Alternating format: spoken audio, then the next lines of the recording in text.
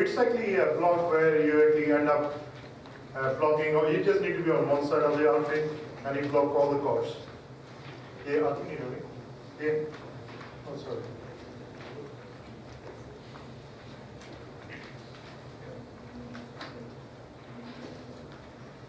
Okay. So now Dr. Farke actually told me how to give the supraclavicular block or infraclavicular block. And Dr. Malik told you how to actually give the intraclavicular block. And you got the responses. But some of the nerves were actually missed out. Or doing a surgery, especially like for the interscaling, you miss out the ulnar. Well, you could actually block it at axillary level. But if you already try to block it at the axillary, then you need to go distal. Okay.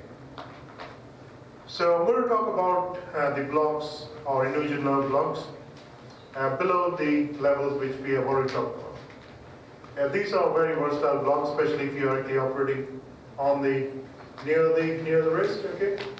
So distal radial fractures or distal ulnar fractures, fractures on your metacarpals, okay.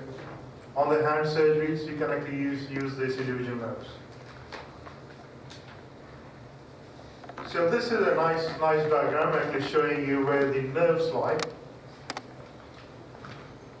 And ulnar nerve, we know that it comes through the ulnar groove, okay, and then carries on in the forearm. Radial nerve lies on the radial side, okay, next to the brachioradialis. And the best one is obviously median nerve because it's lying to an artery. We can all feel the artery. Okay, easy landmark. But the most difficult one people find, obviously, is the nerve, which is the ulnar nerve, and which we actually recently showed on our group. It's easy to block. You don't actually have to go into the groove because at the groove, it's a tight compartment, and you put local anesthetic there, very high chance of neuritis. The surgeons don't like it. Patient keep coming back with pain. You can also block the nerves at the wrist, just above the wrist as well, especially the median and ulnar nerve. The radial nerve is like a cutaneous nerve, so you won't get any motor block from that. You'll only get cutaneous block. So don't try doing it for fixing the thumb. Like, not a good idea. So you need to be more practical. So we'll start off with the radial nerve, okay, block. So as we see it here, okay, the radial nerve is lying next to the brachioradialis. Okay. And here you can see the demonstration where I'm trying to actually feel the brachioradialis. Okay, actually just hold it. Okay, hold it with your thumb. Okay, where your thumb lies, okay, just there is the nerve.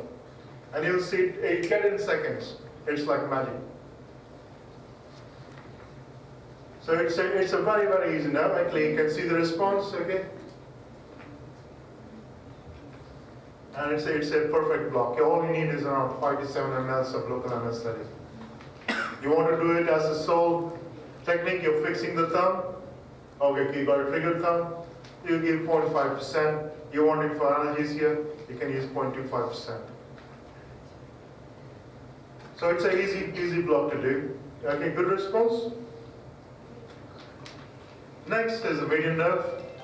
Median nerve, like I said, it's got a nice landmark. Anybody can actually feel it. You feel for your brachial artery, and it lies medial. Okay, so median is medial to the. Okay, don't forget, don't go medial. Okay, sorry, but don't go lateral. It's medial to medial artery. Brachial artery. Okay, so that's the median nerve. Again, so you just feel for the artery. Now, one thing I would like you to observe is that the nerve actually moves away as you go. Okay, so if you ask further you go away down the elbow crease, it actually lies slightly further away. Okay, sometimes it can be confusing, and it actually happened here. Okay, so further artery. Okay, and then you're trying to actually go near it. Okay, you're not getting a response. Okay, you have to actually fiddle around with. So knowing the anatomy is important. So you don't, you need to be actually, if you're further away, then you need to actually move a little bit more medial, okay, and you get the response again. Okay, we tend to, like I said, we tend to go at 0.4 to 0.5. We don't like to actually go too low. Okay, so again, easy nerve to block. So obviously, I mean, the anatomy has been told which part is supplied by which nerve. What we actually mostly learn is only the dermatomes. We don't learn what muscles or the how the bones are supplied by. And they do match the dermatomes, okay, but not necessarily. And thumb is actually very notorious. So it's on the radial side, the thumb. Okay, suppose you have to operate on the, say, going from the thenar aspect, which nerve would you like to block? Median. Median is, and that's it? Why ulnar? Because the posterior dorsal. On this part. Okay, you block radial, then? Median as well, okay, then? Okay, how many of you use peripheral nerve stimulation for the neuromuscular blockade? What response is this? Why is this? Ulnar, okay. Because your thenars are actually supplied by the ulnar nerve. So just for the thumb, you need to block all three. So if you think it's on the radial side, maybe I'll block the median as well, you will go wrong. Okay, so know your anatomy. Okay, very, very important. Ulnar nerve is a difficult one, okay, like most textbooks, okay. Now today you're going to see the first time ever demonstration of ulnar nerve away from the ulnar nerve. Okay. It's not described in the textbooks at all. Because everywhere you go, they say, okay, put the arm there, feel for the ulnar groove, it's lying there, you press it, you'll feel the nerve, go, inject, very superficial, and very likely to go into the nerve itself. Okay. So this one here, what we actually describe here is that if you actually look at the ulnar nerve, this is on the medial side, and that is the ulnar artery. Okay, at around, say, 1/4 and the 3/4 junction, it is lying away from the artery. Okay. You can't feel the artery here at this level, it's deep. You can't feel it. So you can't use a landmark as you use for the median nerve. But what we have seen from our ultrasound images, that actually it lies almost, perpendicular to and deep to the sort of on the flexor carpi ulnaris, okay, so the muscle. So I won't say that it is very comfortable for the patient. You're going through the muscle. But it is a very, very easy block to get. A little bit of manipulation. If you remain almost perpendicular to the flexor carpi ulnaris, okay, you go straight in. Okay, you won't feel the nerve, okay, but you go in. You might need a little bit of manipulation and you get the response, okay. So these are from our images, okay, for the images, that's how we actually came across this block. Okay, and less chances of actually going into the artery. We go artery lies just under it. Okay, so if you go distally, you're next to the artery. Okay. So ulnar artery, okay, that is it. Okay. So I'm going to show you at both levels. I'm going to show you ulnar nerve block at the forearm level and as well as at the level of the your wrist, just above the wrist. Okay. So there are big veins as well there. Okay, see the needle is almost perpendicular to your flexor carpi ulnaris, going in almost, just as if you're trying to hit the your ulnar bone, okay, and you will get the response. Bit fiddly, okay, it's not a huge nerve, yeah, but you will likely get the response.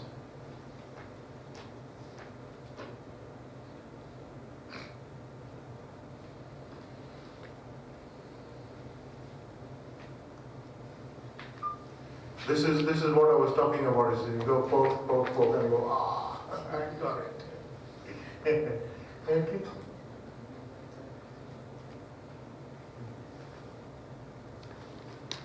Sometimes surgeons get more frustrated than you.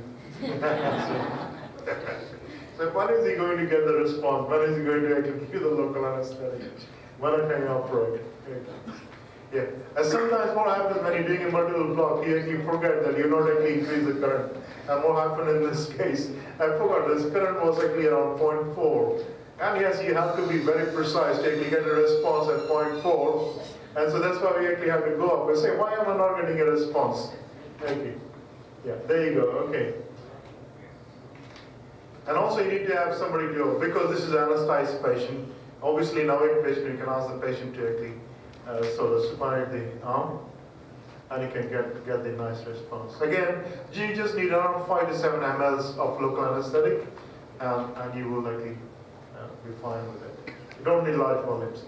This is next to the ulnar artery. Okay, so you got the nerve line between the tendon and artery. Flexor carpi ulnaris tendon and the ulnar artery. The nerve lies in between that. Some people like to go through the tendon itself.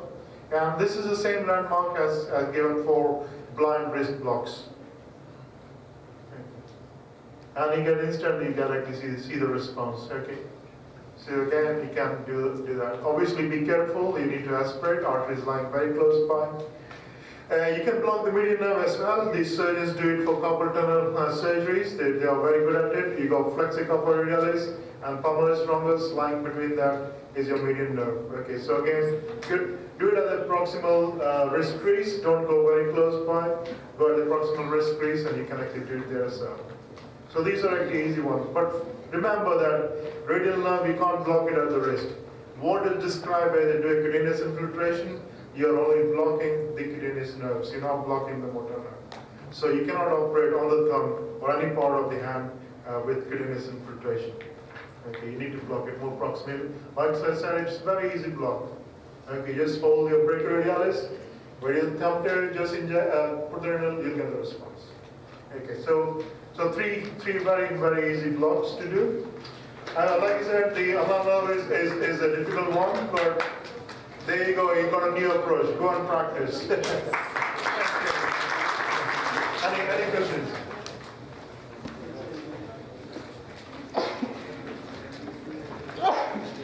Good? Okay. Thank you very much. Oh, sorry, Chintu, go on. Chintu, bye. You go. We are using that crocodile clip. Yes. The impedance is a matter. Hello. Yeah. So, what is the lower level of that current? 1.5, we have to increase it. What is the recommended? Yeah, I know what you're saying. You're saying is that you're using a non-insulated needle. Non-insulated needle. Yeah. Simple. Yeah, you might actually have to actually then rely on say 0.5 and above current. It's very difficult whether you won't actually know whether you're near the nerve. Like I said, if you're in the right plane, then you give local anesthetic, it will work. For individual nerves, you may not actually be very good, but I think for interscalene and supraclavicular blocks, where if you're in the plane, it works much better. Yeah. But I will be surprised if it actually works that well for And one little practical thing, like the stimulator should be on when you are touching the skin, or it should be on after inserting the needle inside. See, in awake patients, the patient can be your thing because I've tried it on my own. Okay, the moment you actually touch, you actually feel the current. You will feel the tingling sensation. Try it on yourself. You will. I've done it myself just to see whether you can actually feel. So patient will tell you whether your stimulator is working or not. The moment you touch the skin, he will start feeling the tingling sensation.